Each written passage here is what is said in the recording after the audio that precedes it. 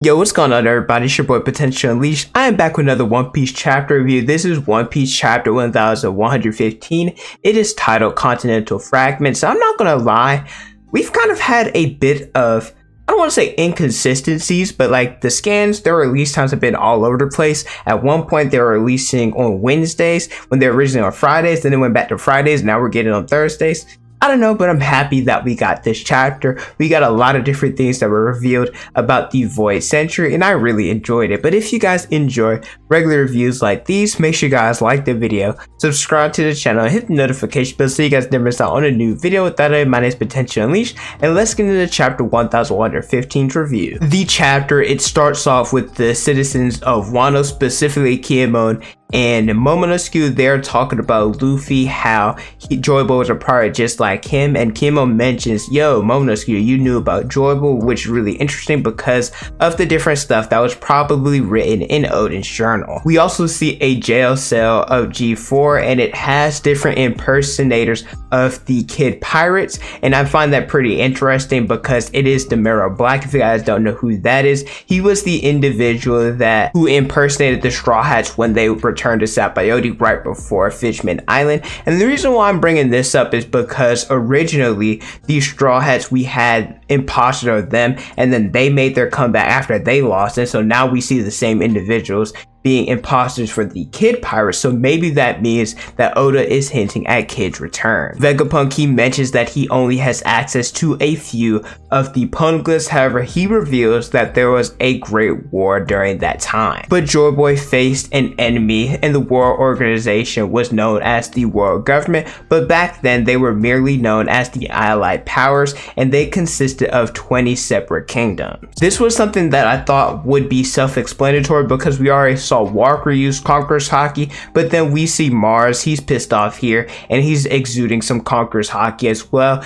and we can come to the conclusion that all 5 of the Gorosei have Conquerors. Like I mentioned earlier, I think that was self-explanatory, but I just wanted to mention it for those that were a little bit unsure whether or not they had it or not. Vegapunk also talks about how the alliance was to oppose a formidable faction which belonged to Joyboy, and he doesn't know exactly what the conflict is or who's the right or who's in the wrong. And this reminds me of something that Rayleigh talked about, how the Straw Hats, whenever they find the true history of the world, they might have a different conclusion from what the Roger Pirates came up with, which makes me wonder if this clash was based off of something that was very silly or immature, or if it has some high stakes that was on the line. And the reason I'm saying that is because Blackbeard and Luffy, I mean, well, we know now it's because he captured Ace and everything that happened then, but back then Luffy and Blackbeard, they didn't get along simply because they had different opinions when it comes to cherry pie. Vegapunk, he talks about how the ancient kingdom was a thing and how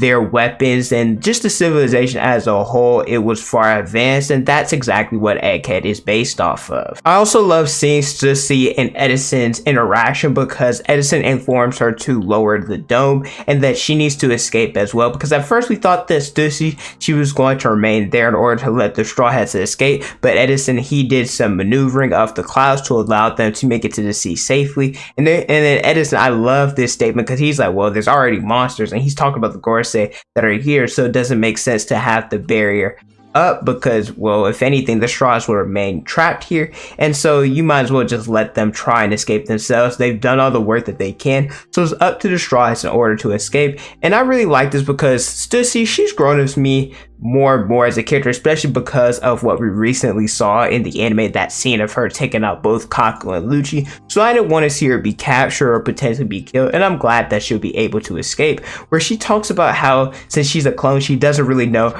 her purpose anymore, especially now that Vegapunk and the other Stellas, well, some of them are being killed, so she has to figure out what exactly her role is going to be. This part is still funny to me where Jinbei, he is still carrying Zoro, and they are trying to head to where Nami and the other Straw Hats are so that they can finally escape from the island. We cut to seeing Bonnie, Nujsuro, and Sanji and Frankie how they are fighting each other, and Bonnie talks about how she can't use her distorted future for such a long time, and she tries her best in order to fight with Nujsuro. However, he slays and uses such an amazing attack. It reminds me so much of Mihawk cutting the iceberg during Marineford, Zoro cutting Pika, and Law cutting Punk Hazard. I'm not going to say which attack is stronger or which is the strongest. I'll leave that up to you guys. But Nujsuro, he is very powerful because when you look at back to what Zoro former master said, saying that master swordsmen can cut whatever they do and whatever they don't want to cut, and Nujsuro was able to cut part of Egghead,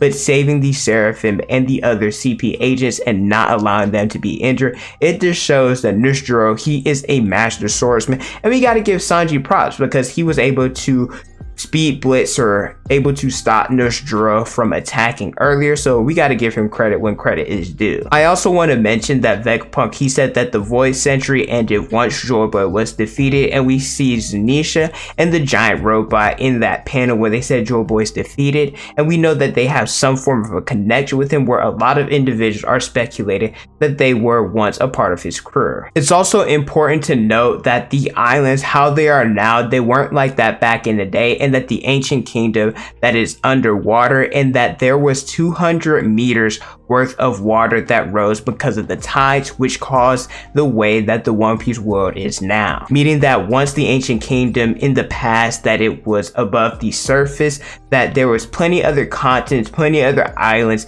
and plenty of different locations for people to travel to. To put it into perspective how much water that is, a battleship was 60 meters tall, and I believe they said a mountain was 200 meters. So like, this is insane how much water has risen and how many different, and this isn't even the ancient kingdom. There's probably a lot of other islands that maybe aren't as important as the ancient kingdom, but still that are now submerged. And a lot of people are going to question, how did this happen? Because let's face it, 200 meters, that's not something that could happen unless something that was man-made affected it, which is true. And it was confirmed that this was done because of an ancient weapon, which is true. And Vegapunk, he confirms that this has been done because of an ancient weapon, and the Great War, which ravaged the world during the Void Century, is still going on. And we cut to a panel of Emu, and I want to put this into perspective. I think a lot of people mistake the Mother Flame for the ancient weapon. The ancient weapon is actually the thing that nuked Lelouch.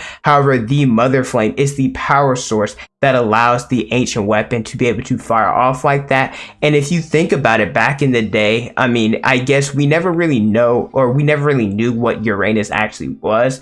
And so since the world government, it's confirmed, at least from what I'm reading, I very well could be wrong, but from what I am reading, the world government, they have the power of Uranus, and maybe back in the day, they also had Pluton as well as Poseidon, which allowed them to control over the entire One Piece verse, and that's how they were able to defeat Joyboy as well as submerge the ancient kingdom and other islands and raise the tides. This is really interesting stuff. I don't think that there's going to be anything else that is revealed because, as Vegapunk stated earlier, this is all the information that he has based off the poneglyphs that he has access to, and I think that we'll figure out more once we get to Elbaf, once we meet up with Saul, and if Robin is able to read or decipher anything that the O'Hara scholars had left behind, because we know that Robin, she wasn't able to truly be able to decipher that information because she was so young. A lot of stuff that we already knew in this chapter, I think it was really cool that we went a little bit more in depth, as well as we got to see the different reactions of different people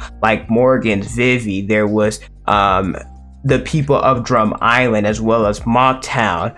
We got to see Kokoyashi Village. I saw Noshiko again. I think she grew out her hair. She looks pretty damn good. But thank you guys so much for watching. Let me know how you guys feel about this chapter in the comment section below. Don't forget to like, comment, and subscribe. Hit the notification bell so you guys never miss out on a new video. Follow me on Instagram, Twitter, and TikTok is on the screen and in the description below. Thank you guys so much for watching, and don't forget to unleash your potential.